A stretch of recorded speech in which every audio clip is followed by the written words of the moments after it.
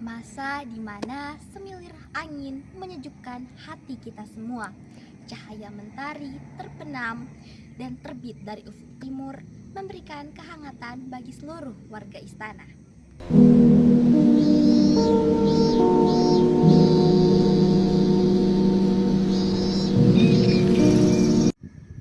Alkisah pada zaman dahulu kala, di negeri antah berantah, hiduplah sebuah kerajaan yang makmur dipimpin oleh raja yang bijaksana bernama Raja Wijaksana dan juga ratunya yang cantik, ayu, dan lemah lembut bernama Ratu Melati. Mereka berdua hidup dengan bahagia dengan kerajaan yang makmur dan sejahtera. Mereka dikaruniai oleh 9 orang anak. Hari berlalu dengan normal dan semua terlihat baik-baik saja. Hingga suatu hari, sang ratu melahirkan seorang anak perempuan lagi yang sangat cantik, ayu, melebihi kecantikan saudari-saudarinya. Sang ratu dan raja menamai putri tersebut dengan Putri Kuning. Namun, hal itu tidaklah berlangsung lama. Di hari yang sama saat Putri Kuning lahir, sang ratu jatuh sakit hingga akhirnya meninggal dunia. Pesan terakhir sang ratu kepada sang raja adalah beliau memohon agar raja tersebut melindungi anak mereka, menyayangi Kuning karena kasih sayang yang diberikan kepada Kuning tidaklah sama dengan kasih sayang yang diberikan oleh ratu kepada saudari-saudarinya. Maka hal itu lama-kelamaan, tahun berganti tahun, waktu berlalu. Kasih sayang raja jauh berbeda kepada Kuning dan juga saudari-saudarinya. Hal itu kemudian menyebabkan rasa iri dan dengki muncul. Dan disinilah cerita itu bermula, di mana rasa dengki, rasa iri dapat menjadi sumber kehancuran bagi keluarga kita sendiri. Mari kita saksikan bersama-sama asal usul bunga kemuning. Paduka, tolong jaga dia, karena dia adalah putri kecil di kerajaan. Ya, semoga perjalanan kembali. Detik berganti menjadi menit, menit berganti menjadi jam, jam berubah menjadi hari, menjadi minggu, menjadi bulan, lalu pada akhirnya tahun berganti tahun. Putri Kuning tumbuh menjadi gadis lembut, cantik, dan jelita.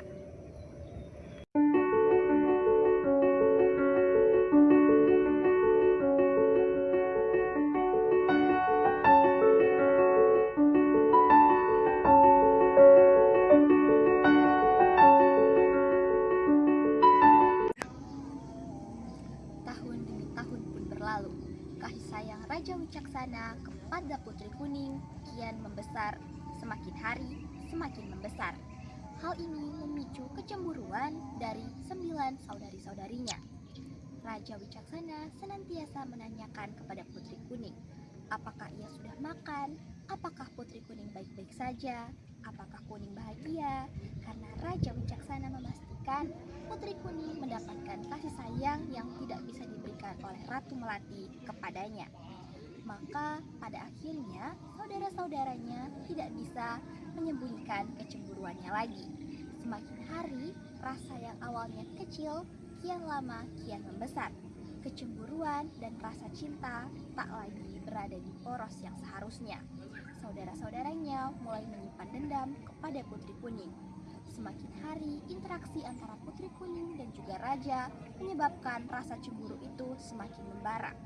Pada akhirnya, sang saudara-saudarinya menyusun rencana yang tak bisa dibenarkan oleh realita. Ayah, tembok ini sangat megah dan cantik. Pasti kau membuatnya dengan baik. Oh jelas, ini demi kenyamanan dan keamanan. Berapa lama ya membuat tembok-tembok ini? Tahu sekitar 2 tahun. Bersama siapa yang membuat tembok ini? Jelas dengan raja kita dan para pebangun. Pasti mereka sangat lucu ya. Ini lucu. Cukup.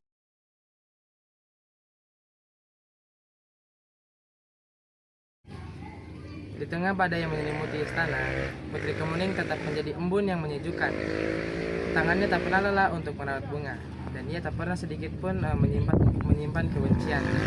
Dia percaya bahwa cinta itu ditumbuhkan, bukan diberi batas. Namun bagi kakak-kakaknya, kebaikan itu justru seperti bara yang menyala. Dan disinilah semuanya terungkap. Kadang, kebaikan yang paling tulus justru membuat kebencian mereka yang hatinya tak siap menerimanya. Rembulan turun perlahan, membawa ketenangan di seluruh istana.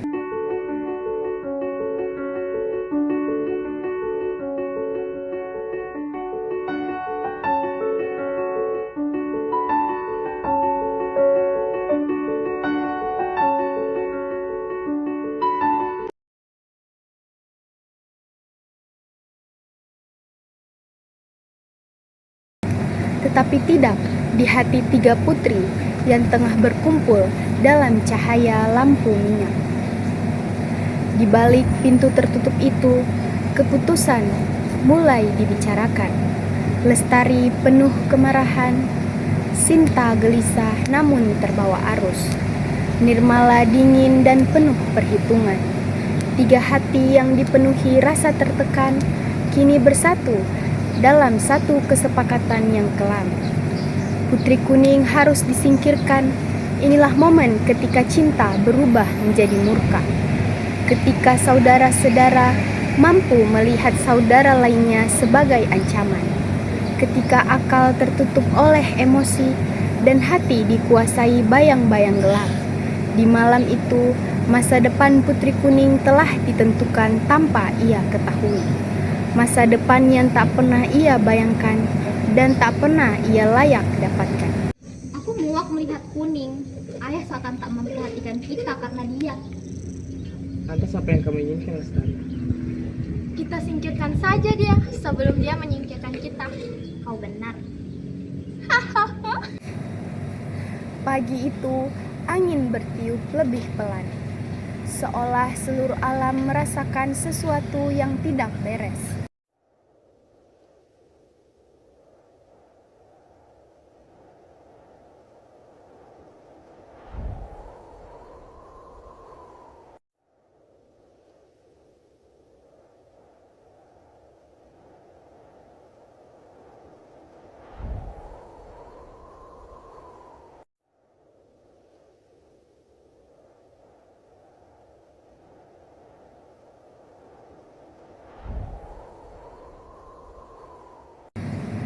Putri Kuning berjalan ke taman dengan langkah ringan, tanpa curiga sedikit pun.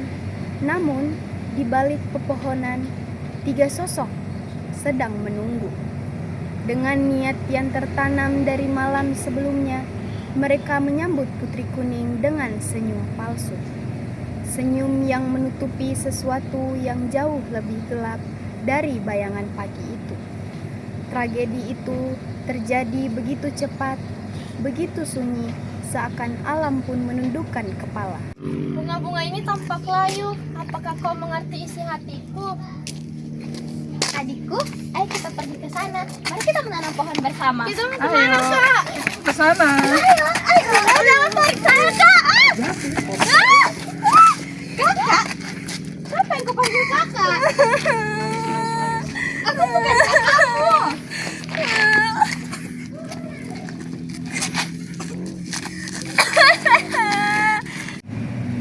Ketika cerita Nenek Wira menggema, seluruh istana seakan berhenti bernafas. Dunia seolah runtuh bagi seorang raja yang kehilangan cahaya penuntun dalam hidupnya. Tanah tergali, bunga patah, dan pita kuning yang tergeletak. Semuanya menjadi saksi bisu kebiadaban yang tak pernah terbayangkan oleh siapapun. Perintah pencarian dikumandangkan, pasukan menyisir hutan, sungai, dan ratusan sudut kerajaan. Namun, Putri Kuning seperti embun yang menghilang begitu matahari terbit.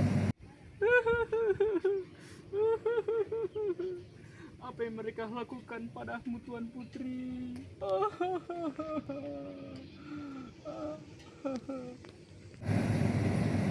Raja Wicaksana dengan air mata yang tak tertahan berlutut di hadapan bunga itu. Suara tangisannya menggema di seluruh penjuru istana. Meski Putri Kuning tak lagi hadir dalam tubuhnya, cinta sejatinya tidak pernah pergi. Bunga itu diberi nama Kemuning, sebuah keajaiban, tanda bahwa kebaikan tidak pernah mati dan cinta tidak pernah benar-benar menghilang.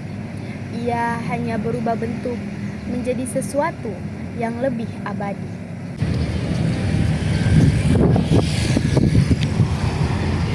Raja, bunga ini sangat tampak asli dan dia mengeluarkan bau yang sangat wangi.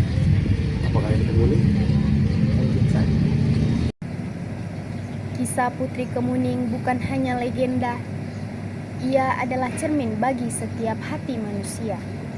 Selama kita menjaga cinta, selama kita merawat kasih, maka tidak ada kegelapan yang bisa diterangi. Karena cinta yang tulus selalu menemukan jalan untuk hidup kembali.